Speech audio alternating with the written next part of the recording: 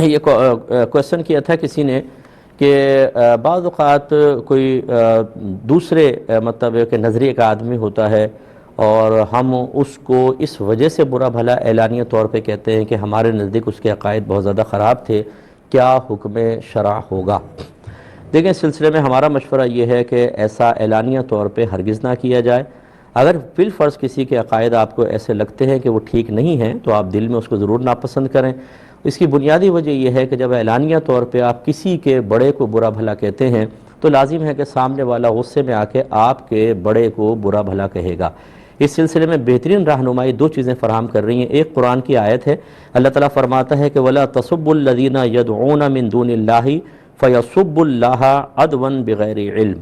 اللہ تعالیٰ فرماتا ہے کہ ان لوگوں کو انہیں گالیاں نہ دو کہ جو اللہ یعنی ان کے بتوں کو جن کی عبادت کر رہے ہیں ان کو گالی نہ دو کہ جن کو اللہ کو چھوڑ کر یہ عبادت کر رہے ہیں، کیونکہ اگر تم ایسا کرو گے تو وہ دشمنی میں بغیر علم کے اللہ کو گالیاں دیں گے۔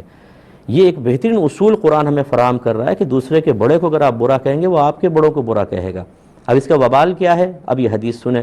نبی کریم صلی اللہ علیہ وسلم نے ارشاد فرمایا کہ تم میں سے کوئی بھی اپنے ماں باپ کو گالی نہ بکے۔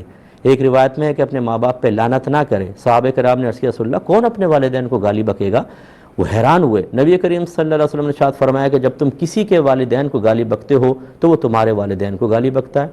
اس کا مطلب یہ ہوا کہ جب آپ کسی کے بڑے کو برا بھلا کہتے ہیں اور سامنے والا اس غصے میں آپ کے بڑے کو برا بھلا کہتا ہے تو یہ دراصل آپ چونکہ اس کا سبب بنے تو وہ گویا کہ برا نہیں کہہ رہا، آپ اپنے بڑوں کو برا کہہ رہے ہیں۔ تو یہ وبال ہے ہم پر بہت بڑا۔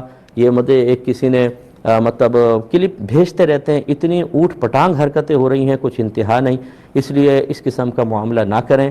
اس طرح بعض اسٹیجز کے اوپر یہ کام کر کے کوئی نکل جاتا ہے اپنے ذاتی مفادات کے لیے، پبلک کو خوش کرنے کے لیے، لیکن وہ یہ نہیں دیکھتا کہ اس کے بعد مذہب پر کیا اثر پڑ رہا ہے اور بڑوں کو کتنی گالیاں بک رہے ہیں لوگ، کس قدر برا بھلا کہہ رہے ہیں، کس طرح میں ایک تحریک پیدا کر کے نکل گیا اور اس کے بعد اس کا خمیازہ بہت سے لوگ صدمے کی صورت میں برداشت کر رہے ہیں کہ جب میرے سامنے میرے بڑے کو کوئی برا کہے گا، وجہ کیا ہے جو فلاں آپ کا آدمی کہہ کر گیا تھا تو مجھے صدمہ ہوگا۔ ایسے ہزاروں کو صدمے ہوتے ہیں، ان کو کوئی پرواہ نہیں ہوتی، ان کی جیب بھرنی چاہیے، بس کہہ کلا کر پبلک کو خوش کرنا، کمیٹیوں کو خوش کرنا اور اس کے بعد نکل جانا، یہ بہت ہی غلط حرکت ہے، ایسا نہ کریں۔ اس سے کبھی بھی انتشار کم نہیں ہوگا، انتشار بڑھتا ہے، اس لیے اس قسم کی حرکتوں سے پرہیز کرنا واجب ہے۔